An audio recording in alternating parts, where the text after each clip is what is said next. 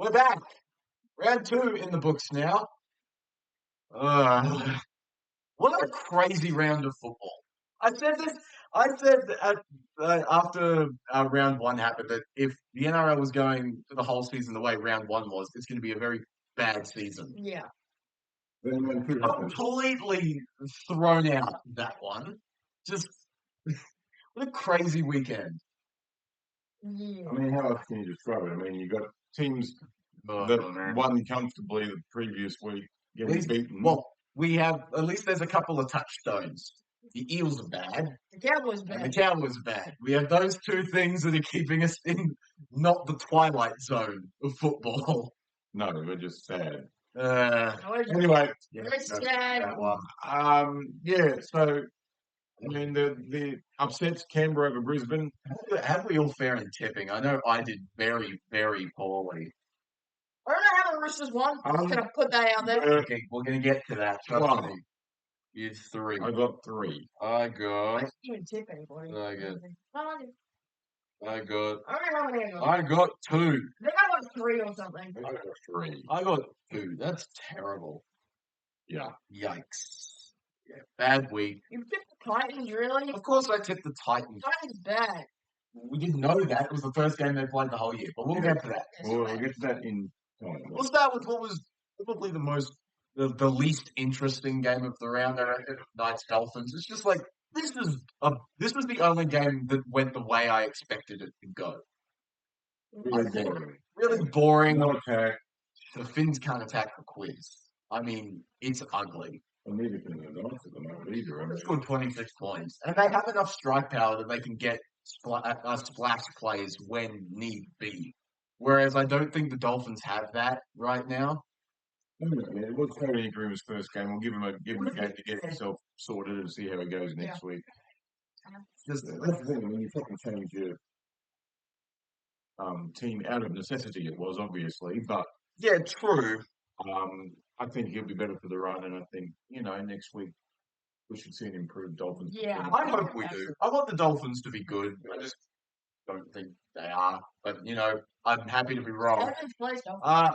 Look, I thought that I think the Dolphins had a pretty good few individual performances. I thought Jermaine Zacco was pretty good. I thought Herbie Farnworth was good, as he always is. And Cody Nikorima was good in his first game back, like you said. I thought that they were really the only shining lights, and otherwise a pretty bland. I mean, Tom Gilbert wasn't bad. He did what he had to do as a former captain, I suppose. But yeah, He was left on the bench for far too long in the second half, in my opinion. I guess. But I know, and I know that's not his fault, but that's a critique I have of Christian Wolf is that he doesn't seem to know what forward rotations are yet, and he needs to figure that out because otherwise they're going to be run over by a lot of Yeah. teams. they are because they don't have the massive forwards. They need to be able to do that rotation well, so you're still going to be fresh at least. Exactly, and I mean for Newcastle, I feel like it's just they went about their business. Yeah, it wasn't anything amazing. Ponga, Best, and Sharp were good as it seems like they're going to be for the foreseeable future. Oh, boy. I think Best is a machine. So I mean, he's So good. Really good. I love Bradman Best. I really love watching him play. It's a shame he's a dirty New South Welshman. It looks like he's a robot. He's got all those. He's a rugby league robot. That's exactly what it is. Kalen Ponga looking like he's on track for possibly another Dally M season. He's shooting the lights out right now. Yeah. Well, my argument is that the second place Dally M person is Jai Gray right now, and he maybe only has about 6 weeks left before he's displaced. So I think Ponga might be in the box seat because he's the absolute standout player. So on they the have team. Italian points again? Yes, he's on 12, Joe Gray's on 11. And there's a bunch of other ones that I haven't actually took the time to look at. Braden Burns got a Dally M vote last in round 1. That's all it tells me. The Dally M system is broken. That being said, I do think Ponga is probably the best player in the competition right now. So Yeah, probably. He's most consistent, let's face it. yeah. Others are up and down. There's very good ones, but then they're not consistent enough. So Yeah. I thought that a shout out to Greg Marju, who I thought was absolutely immense. We talk about how wingers have become almost secondary forwards at this point. He is the prime example of that, where he's just taking runs off the kickoff, which you never see from an outside back nearly ever, Yeah, I mean, and he does it ad nauseum. I don't know how many times you saw that was when Talakai was playing in centres for. Yeah, Even though he wasn't really. he bagged Morgan Harper for that one.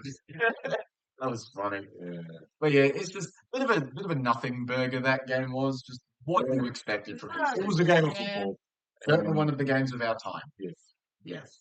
Moving on to the first of many upsets this round. Yeah. The Wars putting really the cleaners through Manly. Oh, they really comfortable. Because, look, I guess we addressed the elephant in the room immediately with them losing DCE and Turbo. But the game was over lost. by then. It Yeah. was lost. Yeah. Yeah. What? Just The surprising thing was I thought, hey, they've scored after 4 minutes. This is going to be another Cowboys thing. and they just didn't go on with it. Mm. It was so weird. It's a complete reversal of what the teams were last week, really. And full credit to the Warriors. I thought they were very, very good. Oh, they were. They played to their strengths, They right? had pretty That's good what they did. win. Their I guess. strength is Wade Egan. Man, he's good. Mm. I love watching him play so much. He just needs to be healthy and not get his head basketballed every 3 weeks. Yeah. And I thought Roger had a really good game. It was good. Luke Metcalf played really well, Mm. which I think is very important. It is because trying to replace Sean Johnson isn't easy. Yeah, and Fisher Harris played more minutes, which is what you want out of your captain, right? Not 45 minutes whenever he played in Vegas, which is still boggles my mind. But him playing mid to high 50s minutes, I think, is what he should be doing with. He should be able to. He should be able to do that. I mean, considering that's basically what Neil Blake was doing, he needs to be able to copy that. And yeah, because that's the swap, right? So, Yeah, exactly. Manly were pretty ordinary. Yeah, that was poor. They were really bad. Tommy Turbo, he was awful. He threw forward passes. He dropped balls. He did all. He had a bad game, and that had nothing to do with his injury. He was not injured when he started. But the interesting thing is, this isn't like foreign for Manly to do. They will have these games where just nothing works, and they will get blown out by a lesser team. It's happened nearly every year for the past And few years. they don't travel well. No, The only thing that probably travels worse than even the Cowboys do, which is a bit sad. and I can only imagine going to a sold-out Mount Smart, one of the hardest treks in rugby league. Yeah. Yeah, Manly just need to learn from this and say we need to not take teams too easily, because otherwise what's going to happen is they will get momentum, and with the forward pack that outside maybe Taniela Paseka can't really wrestle back momentum well, Yeah. they need to keep on top of it. Yeah, they fell behind after at the 10th minute, and then they couldn't wrestle it back at all. Yeah. And New Zealand just went on with it. To their credit, they put their foot on the throat and kept going. It wasn't like, oh, we're ahead, we'll just give up. They just kept motoring on, and I think Manly got a couple of tries towards the end, but it wasn't. A couple of garbage time tries, but it's just like it was a pretty convincing performance. Yeah, it was. Yeah. And I'm happy for them. They fully deserved that win. The league itself is better when the Warriors are good, because they have the best fan base in rugby. Everybody likes them. Exactly. Even non-Warriors fans think Everybody's They're my, second team. they're my And I feel like they get so little credit for how well they performed, especially during the COVID period, which completely ruined their rugby league prospects. Well, no, it was them that kept the NRL afloat. If they decide, no, we're going home, It was over. it would be over for the NRL Yeah, that year. they- That would have been it. They deserve all the flowers Yeah. for what they've done for rugby league, and they just don't get it for some reason. This, I think, is a good indication of where this team is at, and it's a decent team, which I'm happy with. I think it's going to be good at home. How they travel, that's That's the the other thing. issue. We'll find out. I mean, yes, the LA trip. Sorry, the Las Vegas trip. LV trip. They probably stayed in LA for a bit, but they didn't do so well over there. That's a long, long trip, right? I mean, it's a little different from going from New Zealand to Melbourne or New Zealand to Sydney. It's New Zealand to Yes. it's a long. Hopefully, it's not as big a deal when they travel to the closer areas. Yeah. Yeah, I'm very intrigued to see if this team can be consistent with the spine it has. So I think that's a good test for Webby to figure out what the best combination of the halves is. He might just stick with what they have for now, which I feel bad for Tanner Boyd.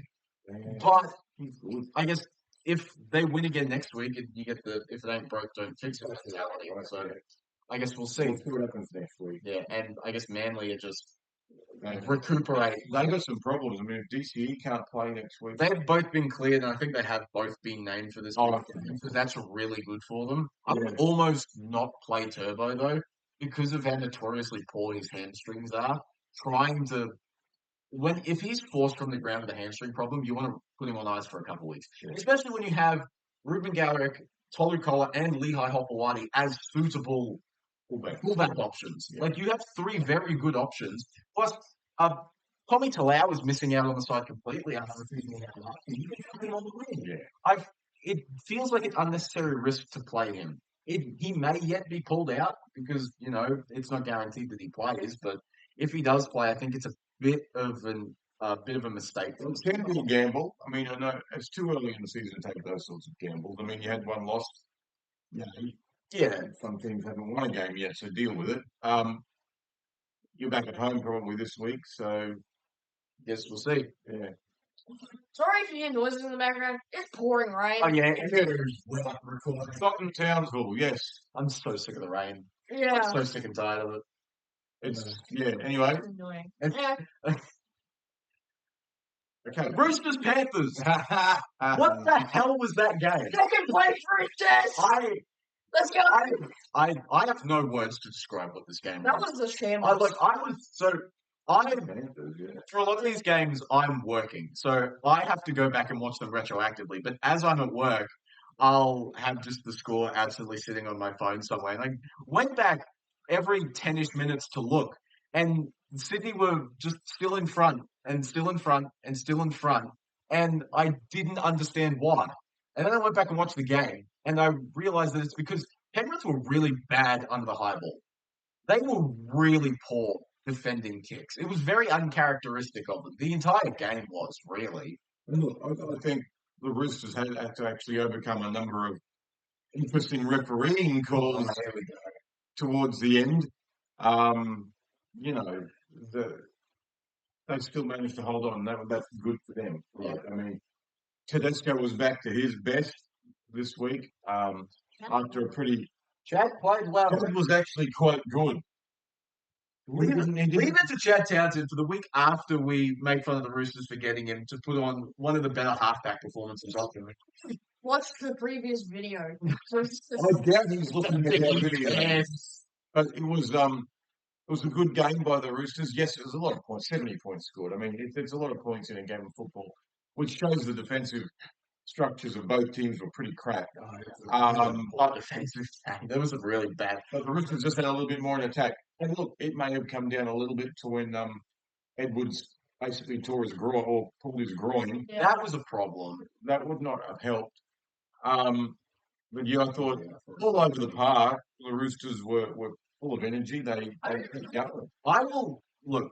We talked about this last week. How we thought this was just going to be a complete cricket score. Yeah. I think everyone the Roosters were at $11 odds or something, right? A couple of bob on them, wouldn't it? I mean, I will give so many kudos to the Roosters forward pack for doing what they did. With how depleted they were, standing up to one of the better forward packs in rugby league. It's a very, very impressive job. It was guts. They gutsed it out. Yeah, they effectively beat Penrith at their own game, which is incredibly impressive to say. And leave it to Trent Robinson, the week after I call him an average coach with a good squad, to beat the full-time defending premiers with a really poor squad. There you go. So, is he a bad coach? I'm sorry, Trent. He's a pretty good coach. I have sinned against you. He's a pretty good coach, and he's been around long enough, and he's been with the Roosters for a while. Look, some people might say he probably should have won a few more premierships with them, but, unfortunately he came up against juggernauts like Melbourne and the Panthers in his time, right? And that's, one of the ones they beat Melbourne, to be fair. The 2018 premiership, they beat Melbourne. Right. So, I get what you mean when it's like...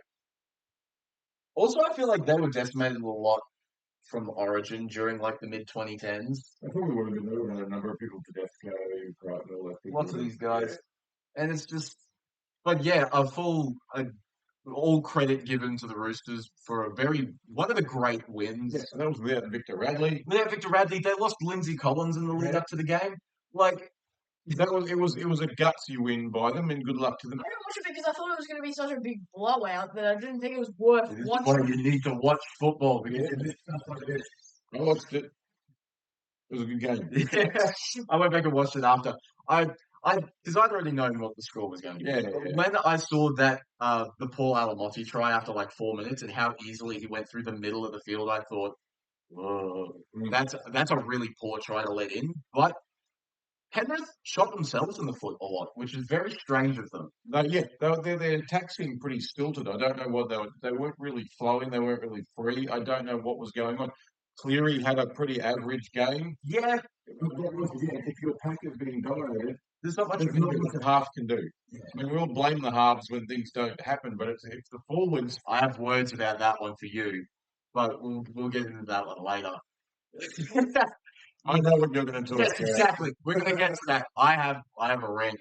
Yeah, I'm sure you do. But yeah, just Good on the Roosters. worried about the Panthers.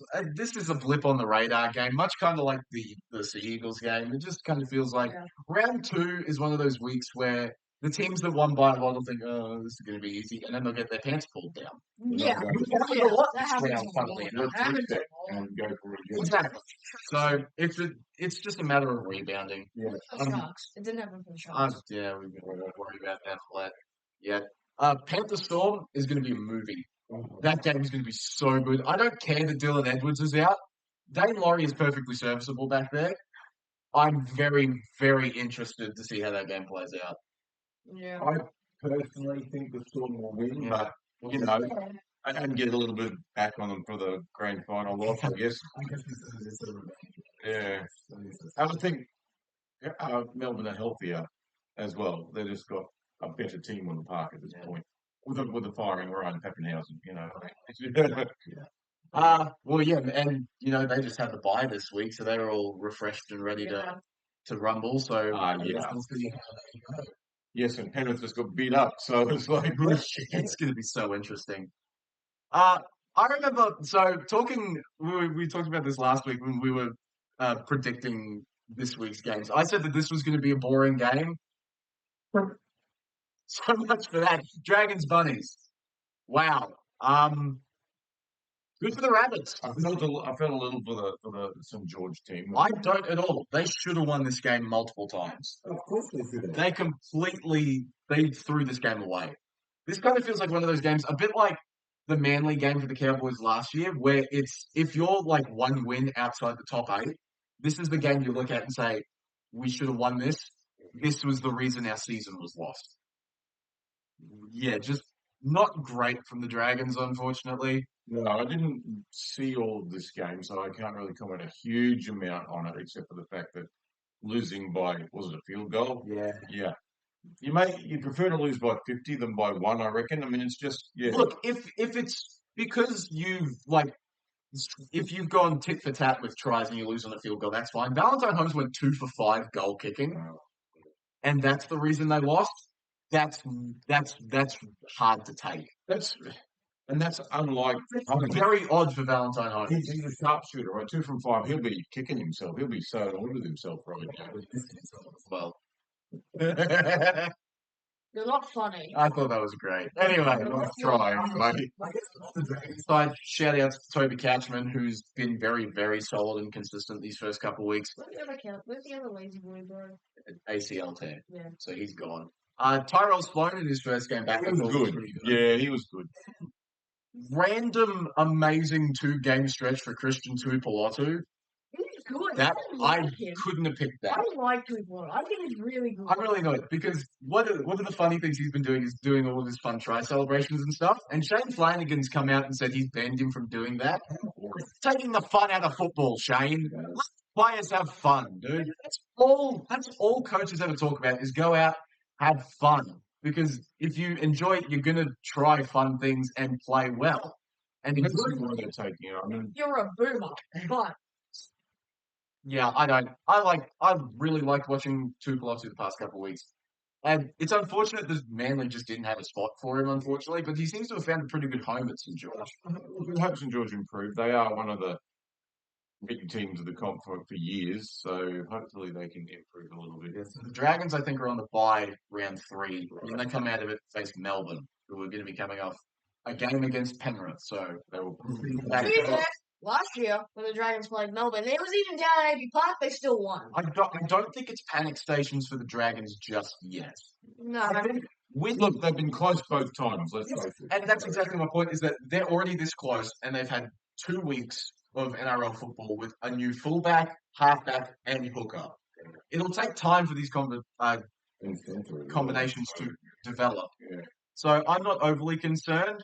No, I think they'll get there. yeah. Yeah. Let's hope they improve for next week. South. This was the sort of game they would have lost by a lot last year. Look, I'm impressed that they've won. I'm very, very happy with the way they've been winning these games. Because They've stuck in the fight, right? I mean, that's what they've done. They haven't thrown in the towel. Exactly. Maybe that's because Latrell's not playing. They're not going to finish third, Nathan. I don't care what you say. Funny. Well, maybe not, but I think top 8's if they're going to be playing like this with the roster they have right now, and then all their people come back, they could be a top 5 team. Yeah. I've given him 7th. I remember putting him in 7th. I think I've given them like so 15, I didn't have him quite as 16. high as you, but there's a possibility they may. Performances for the Rabbits. Jamie Humphries, man, he's so good. I really, really like watching him play. Not great. I mean, he's come in and done the He job. ran for 311 meters. Yeah, that's insane. From a guy who's 5 foot nothing. I mean, Yeah, and shout out to, I guess, a forward that's kind of been lost in a lot of South stuff, Sean Kepi, who had a phenomenal game. I think he led the South forward pack at 140-something meters, which is in 60 minutes too, which is unheard of for him in the past few years. Yeah. So that's a good sign for. He is unheard of in the past few years. John Kempy's always been relatively good. He was more known for the Victor Radley reasons of being sin binned every other week. But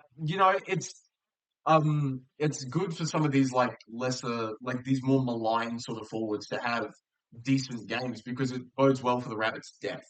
Say your words for the next game. Also, Ian Martizella scored the easiest try I've ever seen. I don't know what Gutherson was doing in the line. That was the easiest try I've ever seen. Something that opened like Sydney Heads. I guess for the Rabbits, the real test comes in the next month or so of football because 4 of their next 5 games are Cronulla, Penrith, Sydney, and Canterbury. It's a tough draw. All you're hoping is that they're competitive. Yeah. The Cowboys in the midst of that. Should ignore the Cowboys right now. But it's just good scrappy defense from the Rabbits, which you like to see. They didn't have to be scrappy, but yes. Yeah. A team that isn't scrappy, the North Queensland Cowboys. They're just bad. Oh boy, this is going to be a long year. This is going to be rough. I'll start with talking about Cronulla because for as much as the Cowboys were utterly terrible, they played well. And they did exactly what they should do, which is play a lot through the middle, run over teams, and let Trimble and Hines do their thing. And that's exactly what happened. It was the best game I've seen Nico Hines play in a while. I thought he played pretty well. I'm still not sold on him. I think he's one of the most overrated halfbacks in NRL history. I really do. It's hard to say. He's 5'8". He's a halfback right now. I don't know if you can say overrated when he has a Dally M medal to back up. So does Callan Ponga for playing 12 matches. So that's just proof the Dally M system. Well, there you go. I guess Rest of my case. I guess that's fair, but then you null and void every Dally M medal winner in history. You can say Jonathan Thurston is the most overrated halfback ever by that logic. Well, not really, because he's got golden boots to his name as well, which is not a Dally M. So does James Fisher Harris.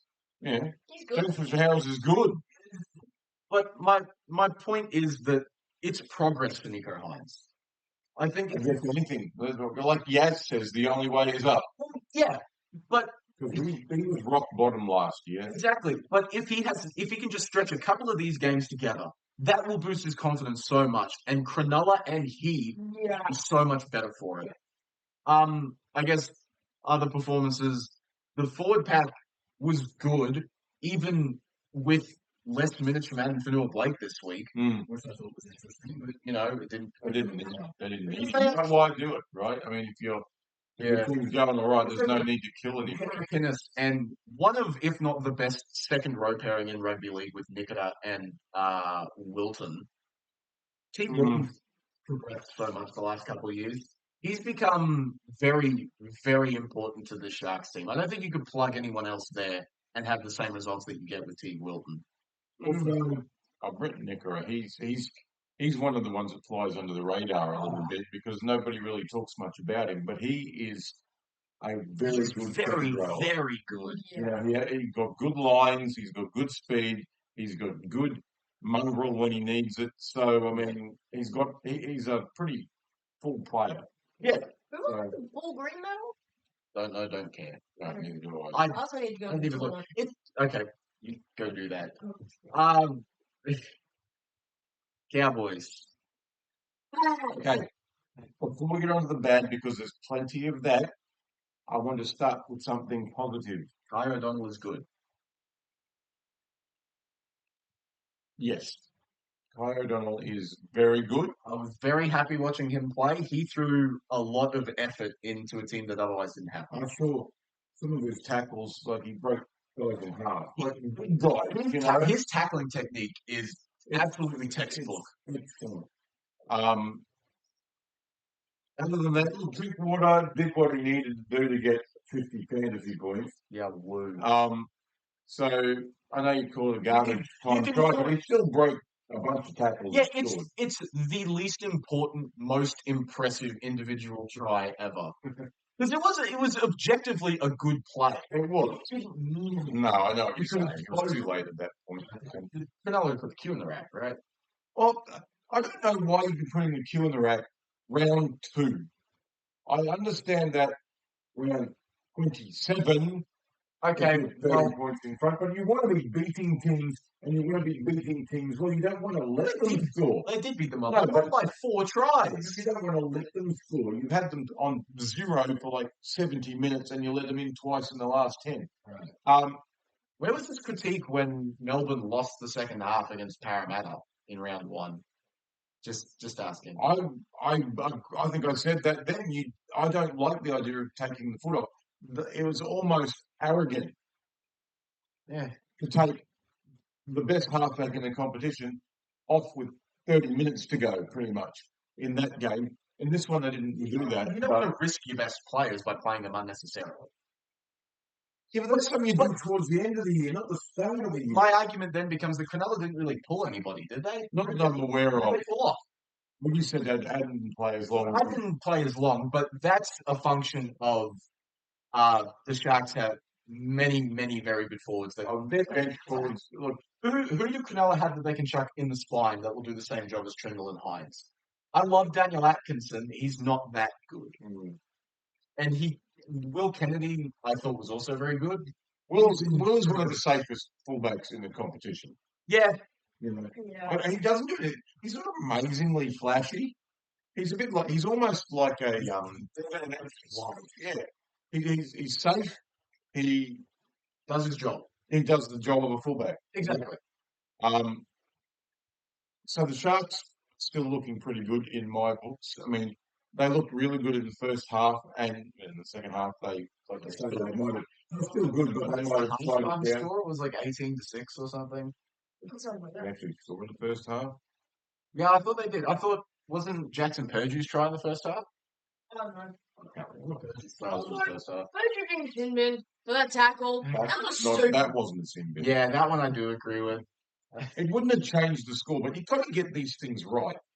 Yeah, you do, because if you get it wrong in a bigger game, there's going to be outcry. Best tackle of the round. I mean, he chased a really fast player down and caught him, right? I mean, it shows he's got some toe. About the only decent play he had the I know he's finding it hard in the centres because that's not his position. We need to have Labour there. Labour can't be 100%. It can't be healthy. There's no way. But even then, you sign Jackson Paulo for the sake of depth, and then you don't play him. Yeah, I know. Why? What's the point? Paulo will just go somewhere else again if you don't use him. He'll be on his fifth team in 5 years. Even though a little bit. with the injuries in the outside backs here, it's a perfect opportunity for him. I don't know what the point is. Yeah. Anyway, And look, they lost. And look, couple of the easy tries happened down the right hand side because the Cowboys had to reshuffle their back line. yeah, look, with There were Burns two- going There were down, 2 tries very easy down that side because obviously the combination between McIntyre and Parra it's very flexed out. That's fair, but I don't think it changes anything. No, It's not personnel problem. It is a system problem. I think it's partly an attitude problem. There is something inherently wrong with this team on multiple levels. They have a team that's good enough to be making the finals every year, and that's a problem. Absolutely. Look, They're not doing that. yeah, look, there's 2 things that I've discovered is that the missed tackle stat is a function of players missing their assignments and not making tackles. The line breaks conceded stat is a function of the systems. The Cowboys have been poor in both. They missed 37 tackles and conceded 10 line breaks on the weekend, which is terrible. That's really, really poor. So that's both with one instance of the game. The line breaks are more, I think, disappointing because you can sometimes cover tackle breaks because sometimes it happens. You still have multiple people around the ball anyway. In fact, the guy might accidentally fall off. That'll be classed as a missed tackle, but the guy makes 1 metre further and gets tackled by somebody else. It's not like it actually made a big difference to the game. So sometimes the missed tackles are elevated to what they probably should Yeah, be. and I agree with that. But I think the issue with this football team is that they're dumb. This is a very dumb football team. And there's one play I want to highlight because we were at this game and I highlighted this when it happened. Is the aforementioned like the tackle that Jackson Perdue made on Sam Stone Street that came after like Stone Street went over Murray Talangi and caught the ball and ran downfield. You had Kai O'Donnell and I think there was another player there that were both just like right almost on the same line as Sam Stone Street, but like on the wrong side. Like none of them were standing behind Murray Talangi if he missed it and Stone Street caught it to like make a cover tackle. There was no one there. So you had Perdue coming from halfway across the field to just come and get a great play. But it shouldn't have had to happen because there should be people around where the ball is being contested. And you can tell the Cowboys aren't used to contesting balls because that happens. The other thing I did notice, however, it's not their online defence that's bad. Because when they were down to 12 men, they did not concede a That point. was their best period of attacking. No. Don't get it. They will not score. Play better when you have a disadvantage. I don't understand. Cowboys should just run out with 12 men every game. I don't understand this team. They might legitimately be better for it if Jackson Perdue isn't on the field. He's a liability in defense. I don't get why he's still there. I think the defensive coach needs firing. Absolutely. I don't know what Justin Morgan's doing with this, but it's not working. Wanting the Warriors to do well, he's just sabotaging the Cowboys at this point. I mean, and the forward pack is getting absolutely pummeled by everybody they come up against. I'm sorry. I think the Cowboys may legitimately have the worst pack in the competition. I think the only person really putting in is Cohen Hess. Sam McIntyre. He played well, I thought. Yeah, and look, he's not a big bopper. We're missing a big bopper. They have arguably 3 big boppers. They've got McLean, Neem, and who's the guy you just said? Cohen? Yeah, Cohen Hess. That's 3 of them. Plus Tamalolo's still yet to come back into this team. The only small people they have are Ruben Cotter and Sam McIntyre. I guess Kai O'Donnell. Carl Lawton's not even named this week. So that's because yeah, exactly. I don't. This is why the Cowboys had the reputation last year of flat track bullies. Because as soon as they lose momentum, they can't wrestle it back. Yeah, I don't know why that is. Once again, I think that's an attitude problem. I don't think so. I do. I think there's something up here. You know, other teams can get it back. Cowboys have something up here that when they get behind, and it's always been inherent in that team. It wasn't in 2022. That's what confuses me. Because they were winning more than they were losing. When they start losing, they get this negative thing and they can't pull themselves out of it. In 2022, there was probably only one game where they came from behind and won. I have to disagree with that because last year they went on that losing streak of 5-ish games where Todd Payton was under pressure, and then they come and make 5th place. It's not like they lose complete faith when they lose a couple games. I don't understand what's going on because clearly something has Especially changed. what happened with last year. The guys who went to Origin came back and actually played pretty blinking well. None of them are going to get picked for Origin this year. No. Like, I can't think of one who would get picked right now. Eden's been poor, so Munster goes in. You get got dropped. Connor might make it. I don't know. With Tom Gilbert back and possibly Jermaine Hopgood still in Origin contention, there may not be a place for him. I don't know. I think Billy Slater's the kind of person who'll probably stick. Unless he sees that Connor has completely fallen through the floor, which he hasn't. He actually put in quite a bit. He's been all right. The other Origin player, Reece Robson, has completely bottomed out. He's just waiting for next year now. Which is a bad. That's exactly what's happening. He's just waiting till next year, Yeah. and it's a bad look. You brought up when a forward pack's being demolished, there's only so much halves can do. I don't blame Tom Duffy for anything that's happening in this team. I knew you were going to come back. Well, you can't take one methodology for one team and then not take it for the next team. Yeah, I understand what you're saying. And yes, second game, and he's playing.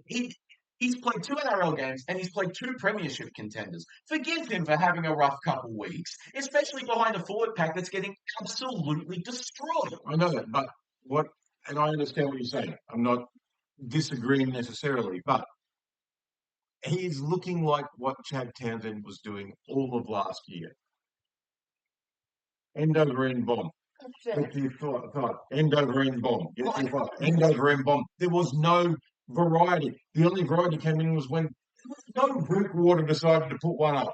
There was no room for variety. What, he put up a bomb? What did he do? Yeah, but it was a spirally one. It wasn't an end over end. It was at least it was a harder one to catch. You know, I mean, Duffy hasn't shown any variety in his game, and he's a defensive liability. He has been poor in defence. I will concede that. That's something where I think Clifford is a little better because he's a bigger body. I just don't see what Clifford does differently to this team. He's got a better kick. That you can't argue. But the kicking hasn't been the issue, in my opinion. I don't think the kicking game... Lack of variety of kicking has been the issue. I can't wait for Jake Clifford to do exactly the same thing against Brisbane this week. And then what do you say? And then I say that it must be a focus of the function of the training. I completely agree. I think that's exactly what it is. I don't think it's a player problem. I think it's a system problem. In which case, you really need to be looking at Todd Payton and saying, what are you doing? What are you practicing during the week that allows this sort of stuff to happen? I don't. And every player in the spine looks like they're playing at a different speed, reading a different book. Scott Drinkwater's reading The Art of War. Tom Dearden's reading The Far Side. He's reading Enid Blyton, and Tom Duffy is reading War and Peace. No one knows what the other one is doing. They're so disconnected. And maybe if that's a function of them... I'm surprised if Reece Robson can read it all. I don't know. I know what's going on. That's not fair, but I know what's going on. Everything's going wrong. There is something wrong here. And it needs to be...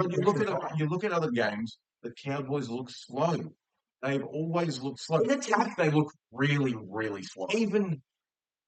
I know you argue that they're so slow playing the ball, but you look at this play the ball speed, it was faster than Cronulla's. The play the ball speed isn't the problem. It's what players do after they get a quick play the ball that's the issue. They have no idea what to do.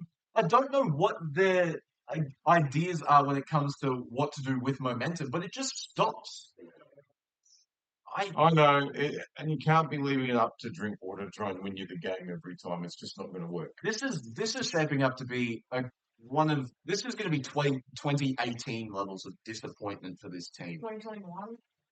No, because 2017, you remember, they made the grand final in Somehow. the flukiest grand final run of all time when everyone was injured. Then everyone comes back in 2018 and they finish 14th. Yeah. That's what this season is shaping up to be. That was the biggest. And it's going to be one of the great failures if they can't fix it and fast.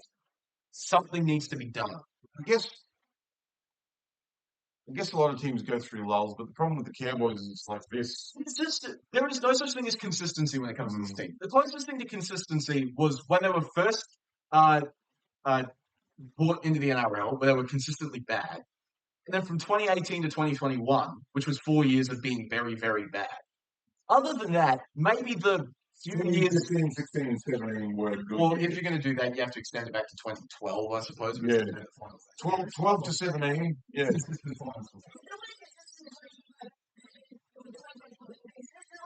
Inconsistent.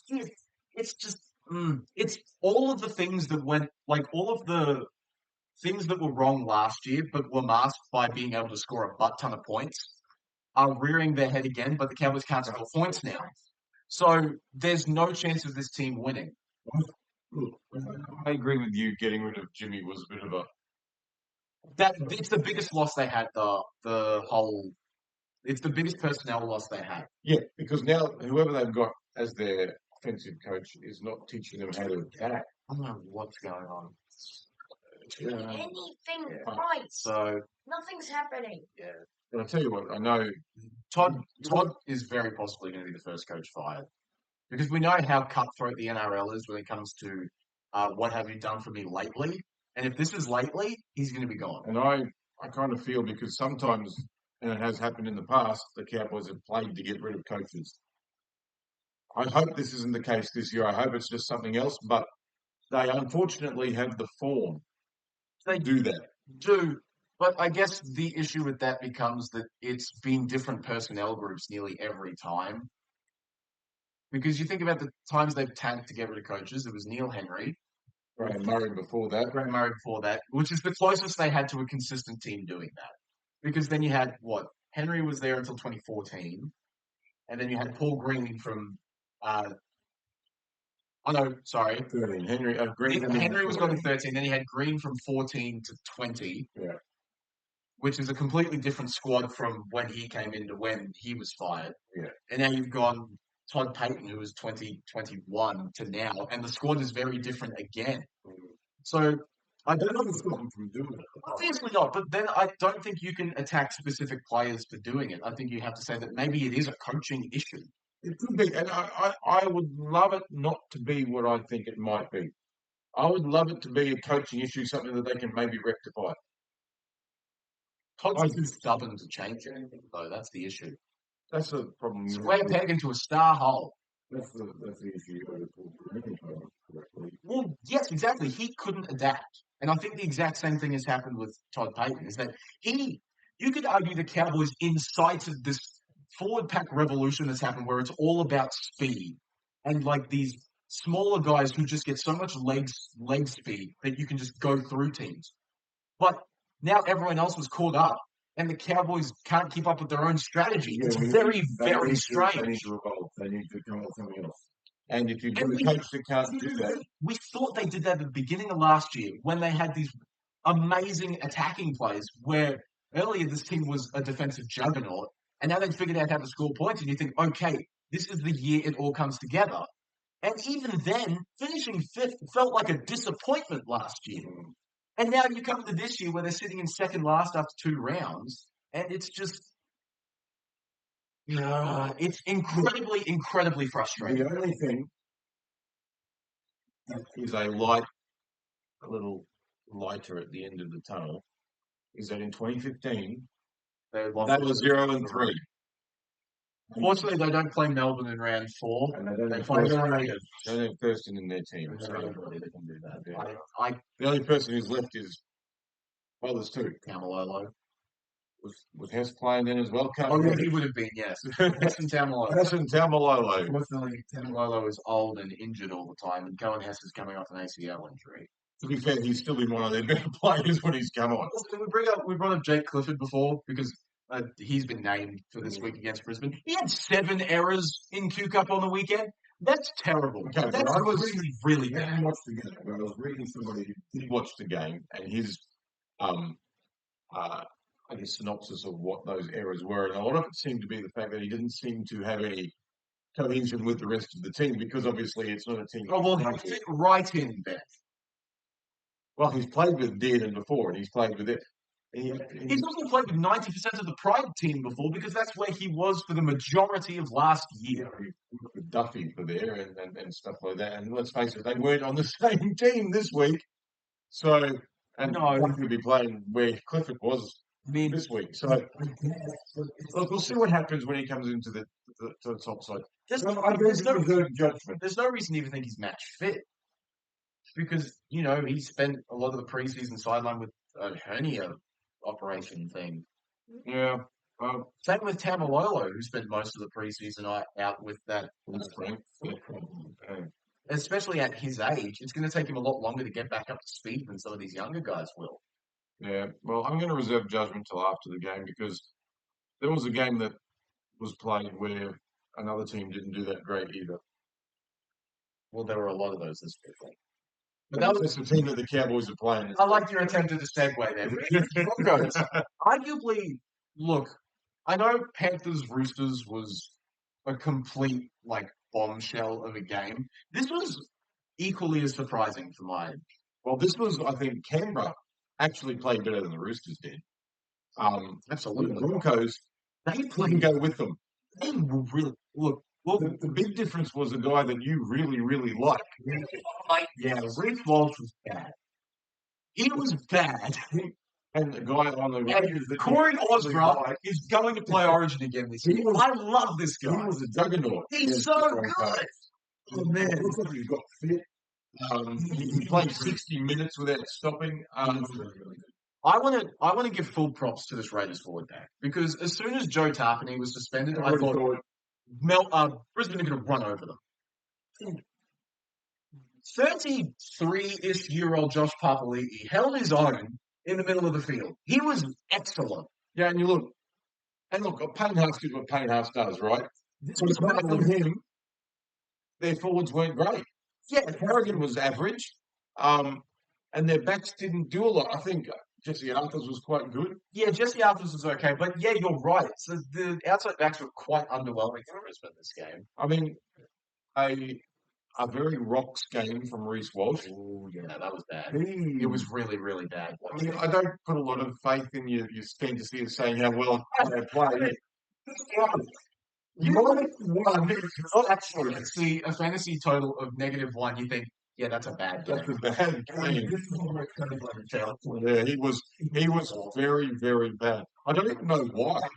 I mean, the week before he was excellent. It's just so odd. Like the whole team was sort of got stuck in second gear. Well, when you score 50 in round one, maybe it gets to you a little bit. But it really shouldn't. It shouldn't. Absolutely. But I mean, Madge would not be happy with that. I reckon he'd be really pissed, and that's why I'm so scared for the Cowboys this week. Well, I just hope it's a couple of week lulls and maybe we can pull something out of their asses, but I don't know. I guess we'll see. Yeah. I guess, yeah, we'll go Broncos first because they did lose. We brought up Payne Haas before. He was phenomenal. Oh, he's normal. Yeah, 7 offloads or something ridiculous. He's the best. I think second place is Adam Vanilla Blake. But it's right now, it's a big distance. Payne Haas is light years ahead of everybody right now. And we should have seen this coming when he has so much natural talent and how good he was under Michael Maguire. Not Michael Maguire, what's the other guy's name? Kevin Walters. Yeah. And now you get someone hard-nosed and so fundamental-driven as Michael Maguire. He's exploded. Yeah, and he's a good player. Pat Carrigan's good. He's a workhorse. You've got, I think Kobe Hetherington is still trying to find his role as the 13, but he's getting better. He's not a bad player. He's just got a few moments in him that, he needs to get. I thought that they need to figure out what they're doing on that Gziewski-Piakura edge. I think you need to pick one of them and stick with them. You can't play 40 minutes each. It's very weird. Yeah, the other one didn't have a great game. Jordan Ricky was pretty average. Both the edges were pretty poor for Brisbane. And, Canberra, well... Pivot that to the Canberra edges who were excellent. I thought Zach Hosking was really good. Hudson Young's consistent. Matty Nicholson Yet He's another, going over there, yeah. yet another one of these random British signings that seems to pan out for Ricky Stewart. Mm. It always happens. It's like every couple of years he brings this random guy over from the Super League, turns into a very serviceable first grader. Yeah. Like I think what was Nicholson? He had 2 tries, and I know 55 meters isn't a lot, but it's still fine for a guy playing his first game in the NRL, which is a much higher speed than the Super League is. I mean, Morgan Smith, he's you know, they've got a number of these players who. Yeah, I think Morgan Smithies is really starting to come into his own. I think another year in rugby league in the NRL is doing him a world of good, and by extension, it's doing Canberra a world of good. I'm very bullish on the Raiders. I think the Raiders may well hit the 8 this year, They always seem to be there and thereabouts. but this year they seem to have a little bit more oomph. Yeah, Yeah. And that's without Tarpany. So exactly. They didn't have Joe Tarpany. when he comes back, That's a he's- scary, he's scary another prospect. one of the forwards in the argument for up there as the best. Exactly. So you just look at this Raiders team and think, why were they considered one of the favourites for the Wooden Spoon this year? I didn't understand it. I definitely don't understand it now. I never thought that You was said they were favourites. going to get spread last year. Yes, I thought they would last year, and experience taught me that doing that to the Raiders is a bad idea. Yeah. So, yeah, look for Canberra, great win, loving it. Brisbane, I think it's just a blip. I'm expecting a big bounce back this week. I'm hoping I think not. it's big. I'm hoping for it, but I'm expecting it. Mm, But I'm not too worried about Brisbane. Friday night's game. Isn't it? Yeah, I'm not overly worried about Brisbane. Eels, I'm not worried about Brisbane. Anyway, Eels Tigers. At least I got one prediction for this round right, and that this game was terrible. It was really, really bad. the Tigers put a score on. They put 32 points on, yes, but they weren't 32 good points. There were a couple of good ones. I mean, their fullback coming back was helpful for them, that's for sure. Yes, Well, he was very he was good. elusive and set up a long range try for them and stuff Yeah, like that. So I think Parra were just awful. I mean, Parra, we are so happy. We, as Cowboys fans, are so happy Thank that you, we Eels. exist. Thank you, Eels, for being worse than the Cowboys are. Yeah. They are worse than the Cowboys are. The difference becomes that Parramatta fans, I think, were kind of resigned to the fact that they were going to be bad this year. I don't think a lot of Cowboys fans were expecting the team to be this bad. But, yeah, there's not much to say about Parramatta. They're really bad. They're bad. They're very bad. Jason Jason Ross, Ross is way kind of out of I sync. feel really sorry for him. I don't think this is his fault at all. It's not.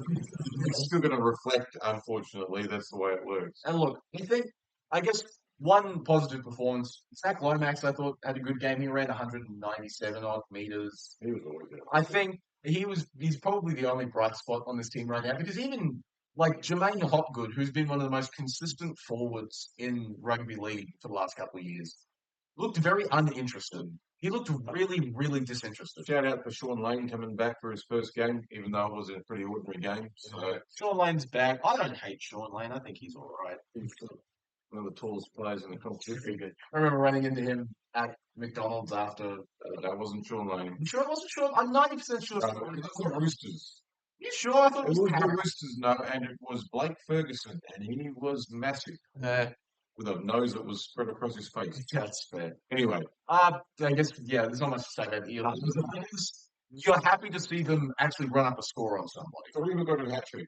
River played well, and I think, he didn't play last week, so this was his first game in a Tigers uniform. Yeah. So that's good to see. Terrell May is quickly becoming possibly a top 3 forward in the NRL. He's so important for this. Runs off the back fence. Man, he's good. Lockie Galvin's picked up exactly where he left off last year, which is a good sign. I think Jerome Luai is facilitating fairly well. Yeah. And Coruscant doing what he does. The thing you can say is this team can really only get better. I can't see them getting worse from where they're at right now. Because The point is actually not too bad. Buller, Galvin, Luai, and Coruscant. That's a good Good size. 4. Yeah. And back it up with a forward pack of Terrell May and Fonu Apole and Samuel Afainu and he barely played. I think he's injured now anyway. Alex Twal is a defensive rock in the middle of the field. Alex Safar is very, very similar. So they've got a decent crew. And look, give Benji his due. He's got them doing stuff, right? They're not How much the whipping boys. This is the interesting question for this year is how much of the success the Tigers will have is going to be pinned on Benji and how much is going to be pinned on the squad. Because I hate this one because whenever the team's going badly, it's the coach's fault. Whenever the team's going well, boy, the players are good. That is not that's a dichotomy that shouldn't exist. I completely agree with you. I'm not. The ones out there making the mistakes and errors. I'm still not fully sold on Benji Marshall. Mm. I'm very happy for him to prove me wrong. I want him to be a good coach because he was a great player. Some players don't make coaches. We know this. It's the way it works, right? I think Wally Lewis, one of the greatest players ever, wasn't a great coach. Thurston, he's a good assistant. I don't think he would make a good head coach.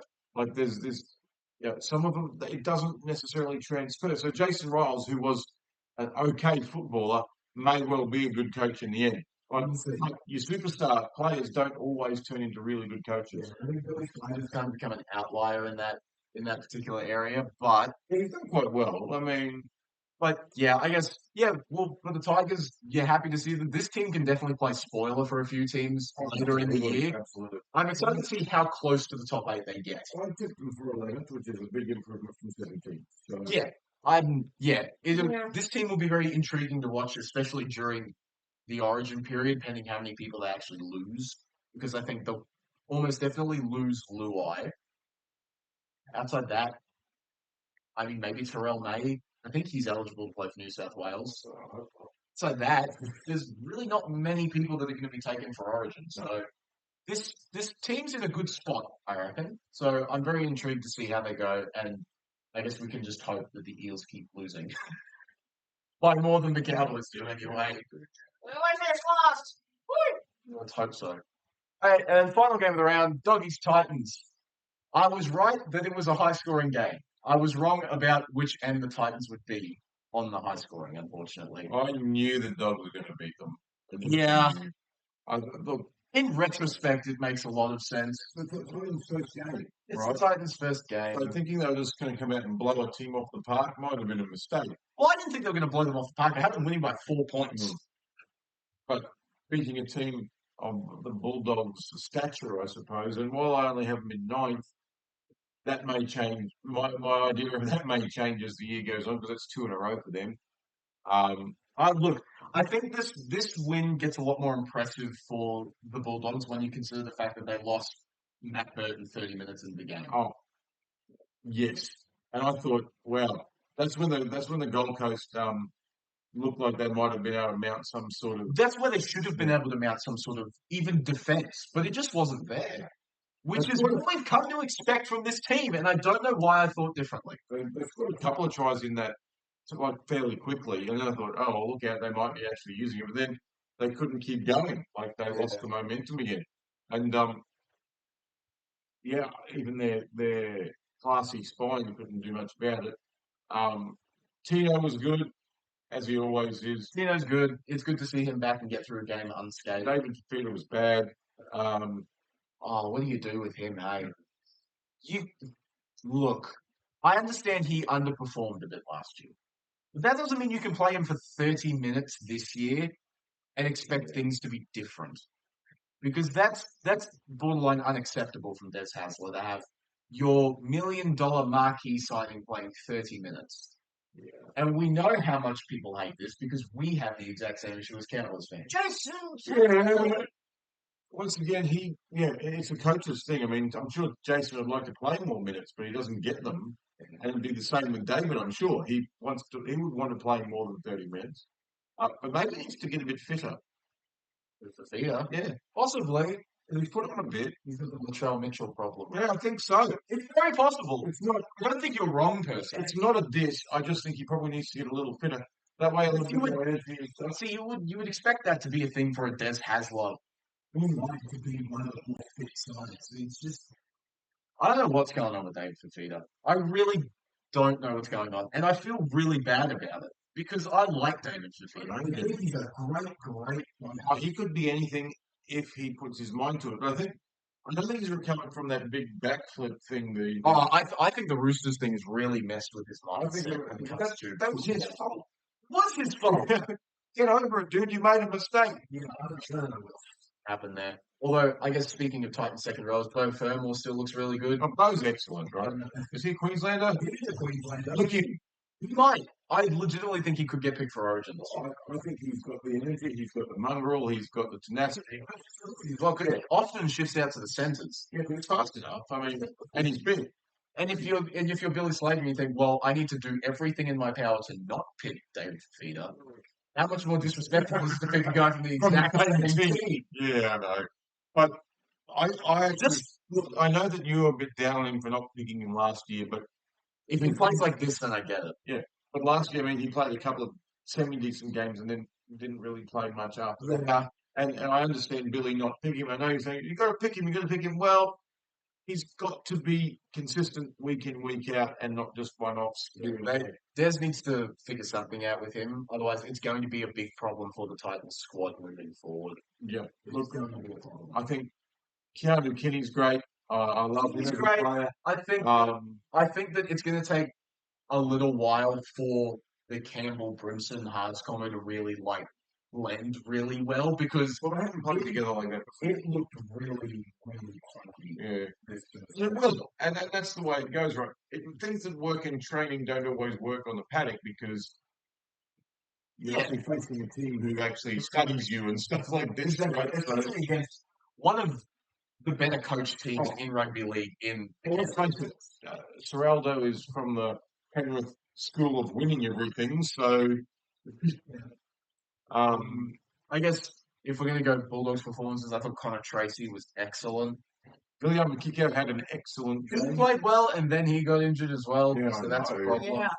But Jacob Preston is still Yeah. Stephen Crichton is just one of the best centres in the competition. Like, what if can not the best. There's nothing else you can say about Stephen Crichton other than he's probably hit top 5 centres of all time. You know what? He's one of the humblest dudes you ever want to meet. He's one of my favourites. So down to earth, and he never takes credit for anything much. That might have been a Penrith thing, right? Well, the dude's also a Christian, right? He always thanks Jesus for everything when he gets things like in the Dally M last year. He was doing that. So I think he's just a very well-rounded player, right? He's got his mindset right, everything like that, and that's why he can play. That's why he's so good on the field because he's got his mind in the right place and all that. A lot of the stuff you look at with Stephen Crichton, because you'll go back and look at the stat sheet for him, you're like, okay, he ran for only 70 metres, he had 1 tackle break, he had 15 tackles. It's nothing it's nothing that jumps out off the page, but if you watch him play, you can tell how important he is to this team. Absolutely. He's kind of the spiritual leader of the team, isn't he? I mean, he is, but he's both, right? He actually engenders good stuff through the other players because of him being out there. If he wasn't playing, I don't think the Dogs are anywhere near as good. No way. Because they play for him. Because he's a captain, like I said, it instills that in them. Right? People want to play for him. Right? And I think that's great. And I think Seraldo is a masterstroke of a coach. I think doing that. I think also, I guess the big concern for the Dogs, especially last year with how sustainable their model of playing was the forward pack. I think that Satili Tupouniua has done wonders for this team. I think he's going to be arguably the most important signing of the year, even if it's not overly statistically great. He takes so much pressure off some of these forwards. Especially Max King, who was really carrying this forward pack and still ran for 170 metres this week. But he can do it in less minutes, and the Bulldogs still have a really good impact play to bring on. This team, I know I'm looking very far in the future now, but this team with Leo Thompson is scary. This is a scary team next year. They're scary enough. They're scary enough. So write them off right now. I had them out of the 8, but I quite happily can change that. Yeah. I think if they need to come up against a team that's nowhere near as ill-disciplined as the Titans are right now. It would be interesting because they look against the Dragons the week before. The exact same thing happened. I thought the Dragons came home strong, and the Dogs sort of fell away a little bit. A very similar thing happened in this game, to be fair. I think the Titans scored they scored 2 of the last 3 tries. Yeah. So It's But to be fair, the Bulldogs had lost a couple of players to injury by this time. they lost the Burton fairly early on and then kick out a bit later. So right up. So I will say, Jojo Fafita's try, the last one they scored, was awesome. That was a great length of the field play. And that's what you would expect from this team with the fastest backline in. Yeah. But they just don't seem to use it much. I think Regan Campbell-Gillard was a bit underwhelming. So I hope for the Titans' sake he picks it up a bit, but he might just be a little bit past it, unfortunately. I don't know. Also, Parra was excellent. Pereira's good. Really liking him. He's done his hamstring though, so he's out now. What is it with hamstrings? I mean, it's just Speed. Yeah. Speed. It's the most. Well, Because they're bigger than they used to be, right? I don't think Luffy is that big, to be Well, fair. not tiny. Luffy is 184.85. So he's not huge. Okay, he's not like a Tao Mogo who's like, But it almost feels more like the Jason Saab thing, where it's just like you're really fast, but that puts lots of strain on the big muscle groups, and your hamstrings are one of them. So exactly. So they're gonna be hurt. The faster guys are gonna have soft tissue injuries more often. It's just Brayden Burns isn't that fast. no, And he did a hamstring as true, well. but he's had a history of hamstring problems. Right. So Let's put him in the league. he played well. It was fine. But yeah, I just think it'll take a little bit of time for this Titans team to get going. But if I'm the Dogs, I'm very, very happy. Oh, the Dogs are going. 50 points with a makeshift spine for 60% of the game. I'm happy with I think the Dogs are the real deal, and I think when they get all their players back, they're going to be pretty scary. Oh, absolutely. I think Burton's only out for 2 or 3 weeks. I think Kickout might be a little bit longer than that. So as long as they can get through this period relatively unscathed and maybe jag a win-ish or 2, I think they'll be in pretty good stead. Not too concerned. Okay, next week. Round 3 with early contender for Game of the Year, Storm Panthers. So Nelson Solomon is in the reserves as he's looking to come back from 5 weeks. Well, I think they included the preseason games as well as maybe some internationals. I don't remember. Okay, fair enough. It's something like there's some weird loophole that always gets exploited when it comes to that. Well, I think He's in hot water for a bit because he had a hip drop tackle in reserve grade that nearly knocked him out. But I think he escaped it very luckily. So he's in the reserves. He could come in. Will Warbrick is out with a concussion, so Grant Anderson comes on the wing, and they don't really lose much there. Grant Anderson's a very good player. and he has a pretty good competition to be fair. So, Exactly. yeah. And then for Penrith, you lose Dylan Edwards, so Dane Laurie gets the starting fullback job. Brad Schneider comes onto the bench to take the 14 jersey. Isaiah Papali'i is back on the bench replacing Matt Eisenhuth. Look, it's a bit unfortunate that we don't get the full strength teams for this game, but I still think it's going to be a barn burner. Yeah, I think my personal opinion is that Melbourne at the moment are playing it year above everybody else. Yes. They have probably the best fullback in the game running at the moment. If not, he's up in the top 2 or 3. And when he's on, he inspires his team. This is what happens. They have a top 5 fullback. They have arguably the best halves combination and arguably the best number 9 right now. With a good forward pack, which still has Stefano to catch up, it's a good squad. And of course, you've got Richard who comes off the bench quite nicely, and he's another attacking. So annoying. He's I very love him, but I hate him. Yeah. So I think Melbourne win, but I think it's going to be a great game, as normal. This game can really go either way because it's fully possible that Penrith come off losing to the Roosters and think, okay, we actually need to pull our finger out, and they just pull the Storm's pants down. It is in Melbourne, so that's the other They thing. look my gut and my brain are saying pick Melbourne, but my heart hates Melbourne. So Penrith by 1. Penrith are not going to win. 22 is my prediction. Melbourne by about 8, I reckon. Right. Yeah. When you're Melbourne, Melbourne man of the match. 24-18. Man of the match, Nathan Cleary, because he kicks the winning field goal. Man of the match. Jerome Hughes. Cameron Munster. I think Cam Munster's a good bet. He's been playing really well. Right, Pappenhausen. Also fair if he could score 4 tries. Yeah, well, That's fair. Lions Roosters. Well, who to go for in this one? The complexion of this game has completely changed based on the results of round 2. That's what I'm saying. Who knows who to go for? I have no idea. Look, I would still suggest the Wires, but who knows? By the looks of It's at Mount Smart. so I think the Warriors have that home ground advantage. So the Warriors are stuck with the same 17 again, which is good for them. Yeah. So the Roosters get back Lindsay Collins, Spencer Leniu, and Victor Radley. Huge forwards. Yeah. So they lose.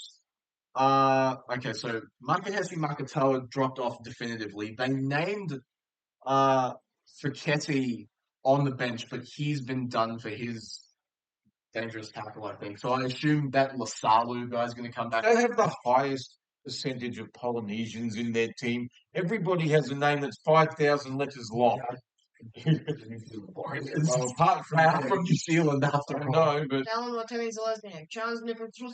Yeah, there's a lot of them. But look, this game's really interesting. This is a very intriguing matchup. I think I trust the Roosters' spine a little bit more. I think the forward packs are roughly level. I think I trust. I'm crazy enough to say I think I trust Sandon Smith and Chad Townsend a little bit more than Harris Tavita and Metcalf. And, James Tedesco is objectively better than Chance Nickel Clockstad. yeah. So I'm That's okay, but they've got Roosters. the wingers. I think even each other out a little bit. I mean, I know that Dominic Young hasn't been great. No, and Tupou, he's been Tupou.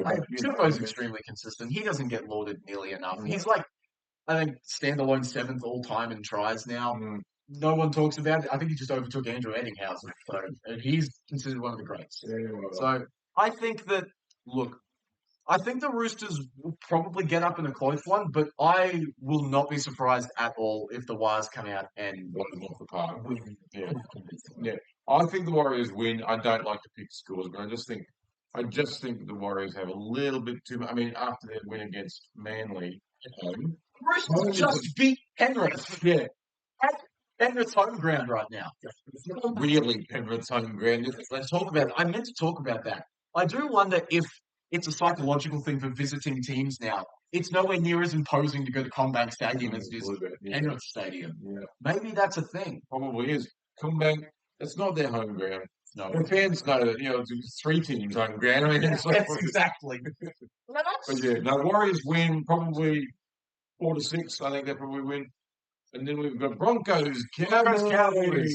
Michael Maguire sticks with the same 17, which I guess makes sense. No panic stations from him.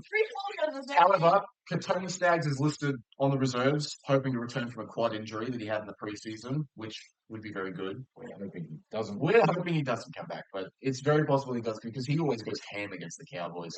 Although there was that one game a couple of years ago when Holmes had it all over him. Yeah. And the Cowboys have hit the red button, so to speak. Tom Duffy is out for Jake Clifford. Tamalolo is back straight into the starting side, moving Sam McIntyre to the bench, and Harrison Edwards drops to 18th man. Mine still drops. No, Jeremiah Nanai comes onto the bench That's interesting. for Carl Lawton, Yeah. but Kai O'Donnell still keeps the starting second. Excellent. That's a good thing. Britton Burns' hamstring injury is gone. So we've got So Rob Derby comes onto the wing, which I'm very happy about. Nathan Luntz, Rob Derby. That's not mine. He's so good, but he hasn't proved himself at NRL yet. Clifford the Big Red Dog. I have no faith in this team at all. I think that Brisbane are going to run up a score.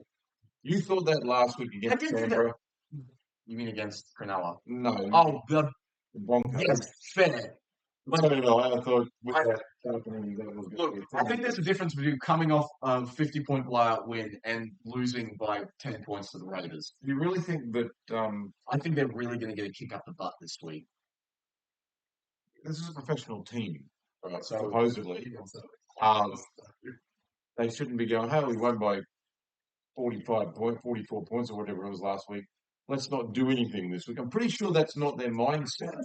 It shouldn't be. So, But I think if you look at the personalities that are in the Broncos side, it's very possible that could happen. And that was the big concern in the preseason is how well those, like, the combativeness and, like, hard-nosed personality of Michael Maguire would mesh with these, I guess, for lack of a better term, softer players like Reece Walsh and Ezra Mam and these sorts of guys. Man, we don't know. Well, we didn't know that. But I think that, look, I can't see Brisbane being that poor again. I just can't see it happening. However, I can see the Cowboys being as bad as they were against Cronulla again. Yes, we'll see. That's my concern. Brisbane Brisbane by 100. If you can't get up, if the Cowboys can't get up for the Queensland Derby, there's no hope for them. 50 to 6 is my official prediction. If Walsh has the same game he did last year, the Cowboys could have a last week. The Cowboys could have a sniff of a chance. Look, what's happened the last couple of weeks for the Cowboys is that they've been run over by forward backs. And when you have a front row pairing of Payne Haas and Pat Carrigan, and you're against Jordan McLean and Jason Taumalolo, I can't see anything different happening. So it's been by a lot. I don't think it's going to be by as much as you think, because the Cowboys have won there before. And this was the last time they won the cycle. That wasn't magic. That wasn't magic round. 22. Yeah, that's 3 years ago. Yeah.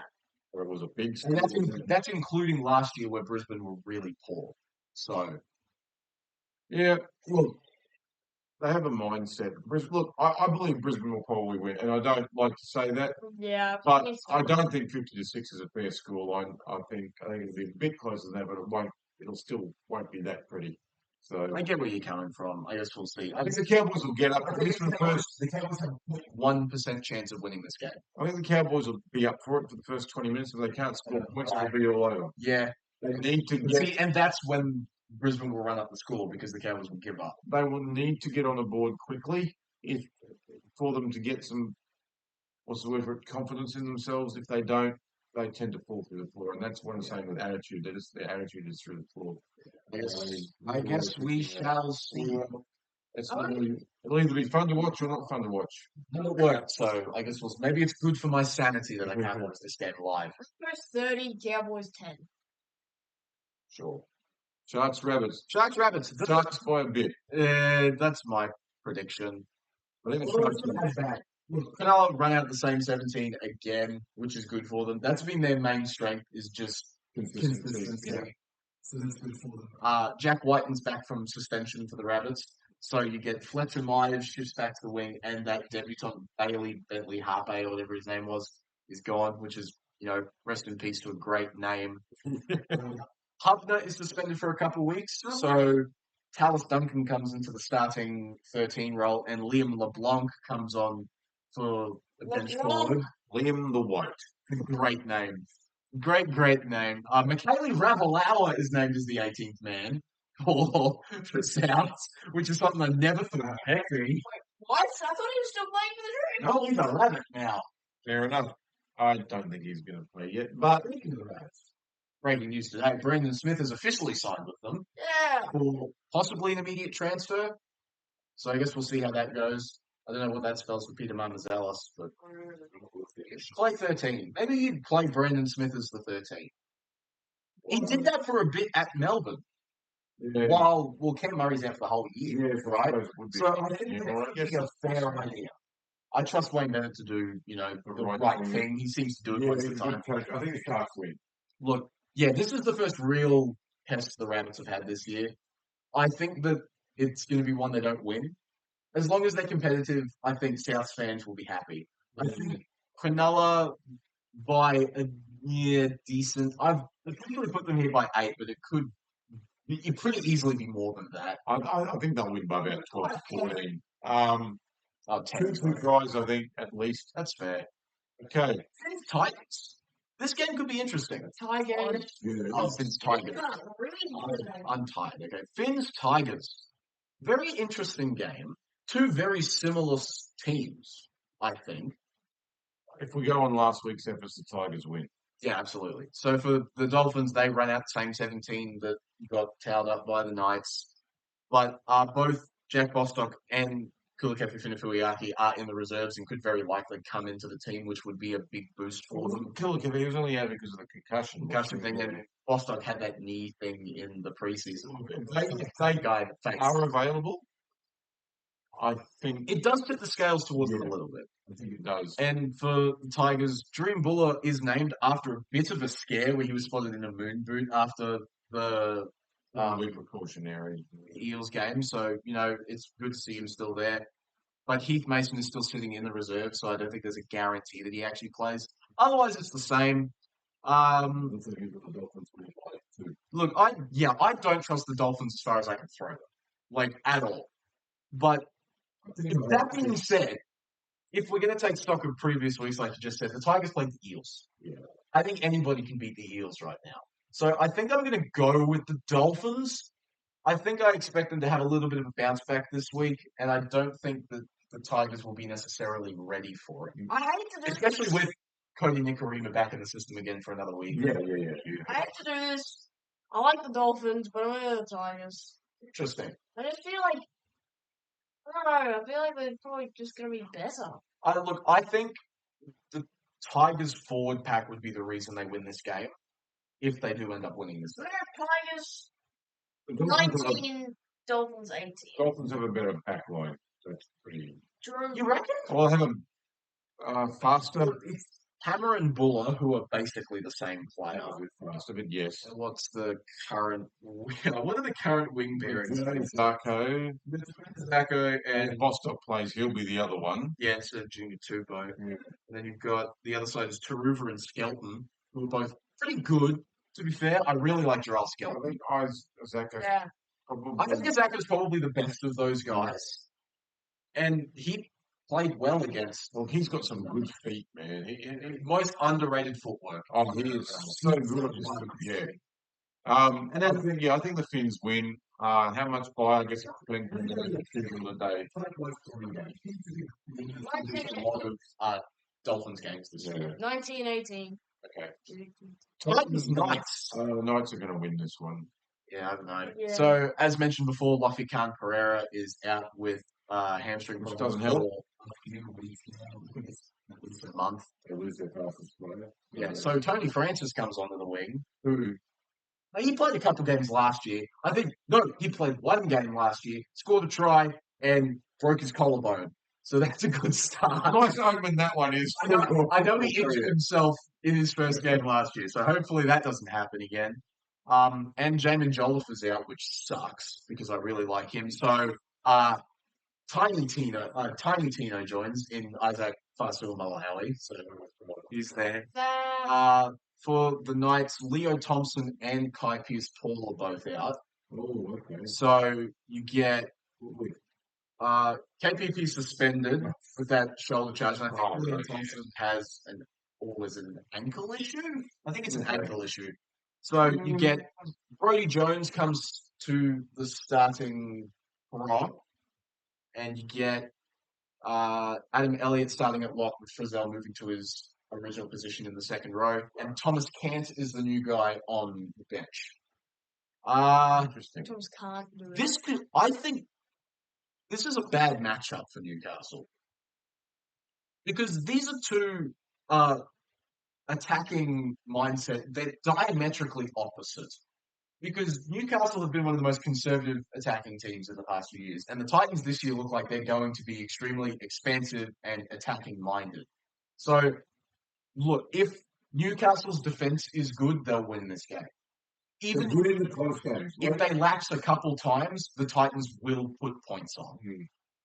Well, I'm sure their coach will have them up. That Adam O'Brien will understand that. So. I was very high on the Titans. I still am. I think this might be where they get their first win, simply because they'll score more points. I know that seems common sense, but it'll be like more points, as in like 30 plus points. You reckon? I think.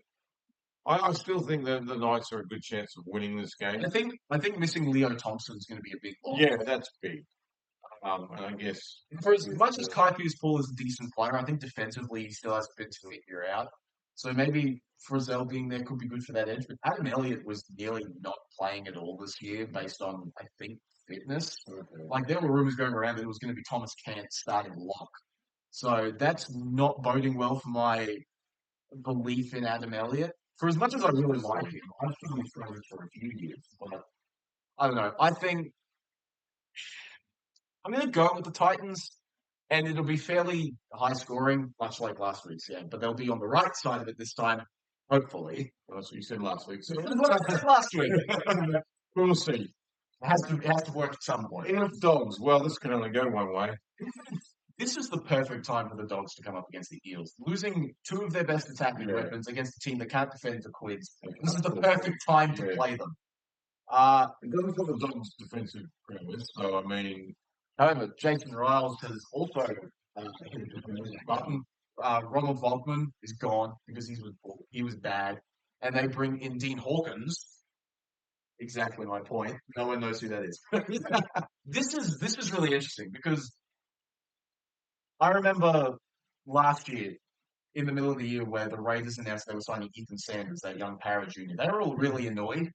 I can only imagine how pissed off they are right now because they don't have a 7. So, yeah, Josh Adokar is sitting here in the reserves, so he could come in, which is, I guess, good for them. And Ryan Madison is now the 18th man. This kind of just feels like shuffling deck chairs on the Titanic, if I'm being honest. the Eels are going to be beaten comfortably. The Dogs will have their third win on the trot and be sitting entrenched in the top 8. In the top 4. In the top 4, yeah. They're going to win by a bit. Yeah, for the Dogs, obviously Burton and Kickour out with mild ACL injuries. So the 5'8" spot is filled by Bailey Hayward, Oh, nice. and Satili Tupanua comes into the starting side in the second row. They lose so much with Scully. Curtis Morin and Daniel Saluka Fafita come onto the bench to, take some of these forwards' places. Yeah, like I said, this is the best time for the Dogs to face Parramatta. I think they'll just be consistent. I'm thinking like 28-6. They'll win convincingly. I think with all their players on deck, they win by. Oh, they would win by 40 a lot more points. Yeah. No, they win comfortably. Well done, Dogs. Moving on, Eagles. We're just going to keep rooting for the Eels to keep losing. Yeah, we have to because otherwise we'll be last. Raiders. Raiders. This is going to be a harder one to pick. I brought this up with Titans Knights when I said those two are the most attacking opposite teams. These two might be just the two most opposite teams. They could not be more opposite-minded when it comes to how they play football. They both have an aging halfback who's getting better by No, he's not. I know he's been around a little. The Raiders have got a very old forward. But he's 51, which is still 4 years younger than Daly Cherry Evans. But it's like, you look at how Manly play, and you look at how the Raiders play. It is apples and oranges. I think, yeah. Look, it's hard. This is a really tough one. I think the Raiders win, but what's the old saying? Harder to pick than a broken nose. I mean, it's like, yeah, I've tipped the Raiders. I think they could get up simply because I trust their forward pack more. This game could go either way. This game could very easily go either way. Manly could very easily win 40. and just remember, it's at Brookvale. It is at Brookvale, which that's tough. That's And the Raiders are bad away from home as well. Yeah. So It could go either way. I'd like to trust the Raiders aren't flash in the pants because they've beaten a couple of good teams. I want to say the Raiders. in terms of the team lists, Turbo and DCE are both named, which is great for them, despite their injury concerns earlier in the week. This is just an old man injury. Takeaho is back for Manly, which pushes Josh Alloy to the bench and Toa Sipley completely out of the side, which I really don't like because I like Toa Sipley. Tommy Talau is the 18th man. Xavier Savage is back for the Raiders, replacing Albert Hopewadi, which is the correct decision. I know how much Ricky Stewart loves Albert. I'm so happy he didn't get rid of Tamale because Tamale is an excellent player. Yeah, I really like it. I know he's made too much of a case for himself to stay in the team. Exactly. Yeah. Zach Hosking is out for at least a month with a broken hand. So Morgan Smithies starts. And so They don't lose so much with Morgan Smithies coming in. Tony Mooney is the new man on the bench. Yeah, anything can happen in this game. This could be one of those games which is just completely bonkers. I have no idea how to go. I think the Raiders in a close one. It could easily be Manly by 30. It's the next golden point game after Tigers Knights. I think Penrith Melbourne's more likely to go to Golden Point. Finns Tigers is 19-18. Eagles Raiders. Okay, well, Eagles Raiders is probably 27-26. let's hopefully, yeah. All I'm hoping at this point is that my tipping goes well because my actual team isn't going great and my fantasy team's going okay. So Yeah, that's pretty good. Look, racking up 985 points this week. what's the D-Ring song? We'll go songs. Things can only get better. I don't think so because whenever the Cowboys hit rock bottom, someone hands them a shovel. I think that's going to do us for this week. My fantasy team lost. We like will 500. see you where hopefully Parramatta have lost again. By like 30 or 40. Like more than the Cowboys looks fine. It is. All right, catch you guys. Thank you very much. Subscribe.